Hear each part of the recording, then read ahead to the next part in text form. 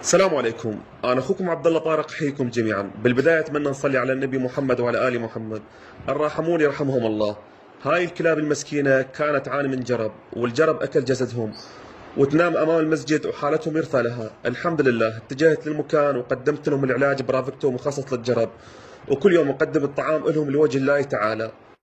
وهنا المفاجأة الأجمل، بعد أشهر من العلاج بفضل الله تم علاجهم بالكامل. وشوفوا هاي الفرحة شلون تستقبلني من أدخل للشارع حتى أقدم الطعام إلها، وفرحانة بعد ما تشافت من الجرب وأصبحت أم ولديها جراء صغيرة. وهنا هي تلعب وسعيدة وتحاول تفهمني صار عندها صغار. الحمد لله بفضل الله أكملت علاجهم ورجعوا للحياة من جديد. وبالنسبة للعلاج، أفضل علاج لحالات الجرب للكلاب هو البرافيكتو مخصص لهاي الحالات. وهنا الساعة 12 ليلا تنتظرني حتى تاكل وترضع صغارها. ارحموا هاي الحيوانات ترحمكم الله. في امان الله ورب يحفظكم جميعا.